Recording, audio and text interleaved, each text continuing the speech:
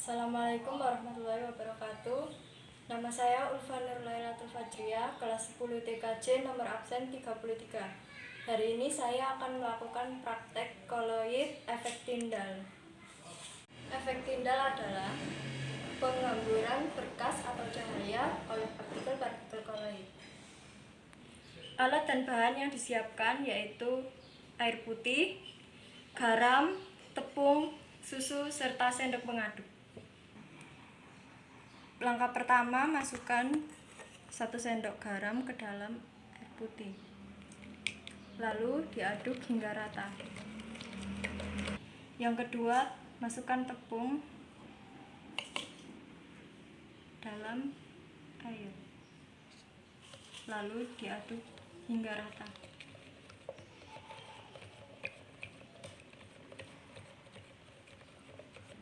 Yang ketiga, masukkan susu cair ke dalam air.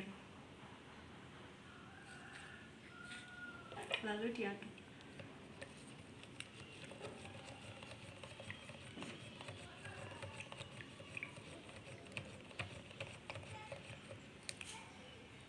Sekarang mari melihat fase secara fisik menggunakan mata. Pada gelas 1 tampak terjadi satu fase homogen yang jernih dan stabil. Tampak juga tidak terjadi pemisahan fase atau endapan.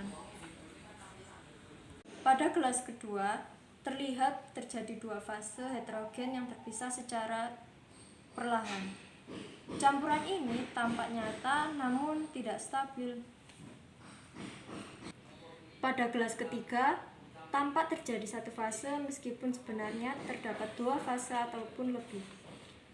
Campuran ini keruh dan tampak stabil, namun dapat dipisah akibat proses pemanasan atau pendinginan.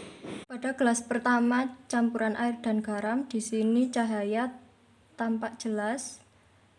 Dapat diteruskan ke sisi lain gelas. Efek Tyndall yang ditunjukkan tidak tampak. Ini merupakan sifat dari larutan. Pada gelas kedua, campuran air dan susu, terlihat cahaya tidak dibiaskan ke sisi lain gelas, melainkan dibiaskan ke segala arah menggunakan partikel.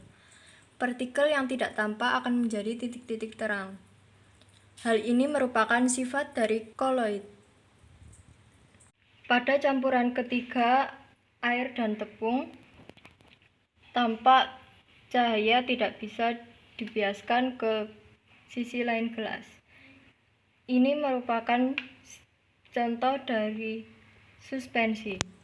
Dari percobaan yang saya lakukan tadi, dapat disimpulkan bahwa campuran air dan garam merupakan larutan, campuran air dan tepung merupakan suspensi, dan campuran air dan susu merupakan koloid. Sekian percobaan pada efek Tyndall. Selanjutnya saya akan melakukan percobaan koagulasi pada koloid. Koagulasi adalah proses destabilisasi partikel koloid dengan cara penambahan senyawa kimia yang disebut koagulan. Alat dan bahan yang saya gunakan adalah susu cair, air perasan jeruk nipis, serta sendok pengaduk. Langkah-langkahnya yaitu saya akan memasukkan perasan jeruk nipis ke dalam campuran susu cair. Lalu diaduk hingga membentuk gumpalan.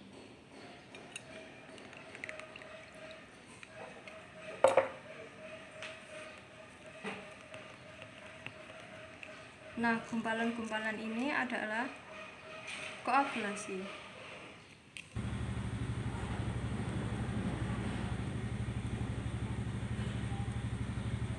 Selanjutnya, saya akan melakukan praktek koloid pelindung.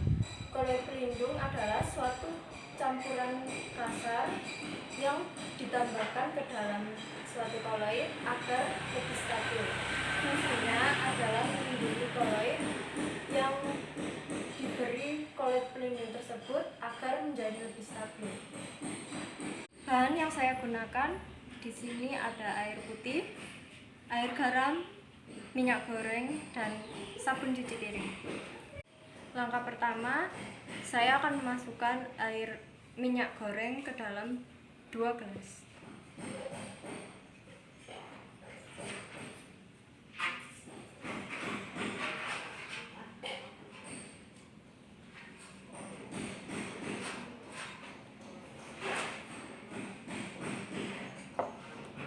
Lalu saya akan mengaduk air garam dengan minyak.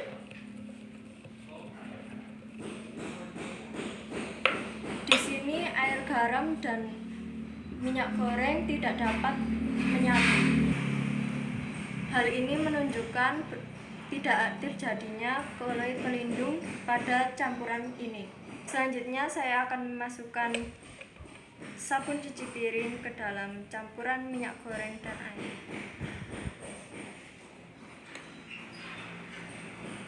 Lalu diaduk.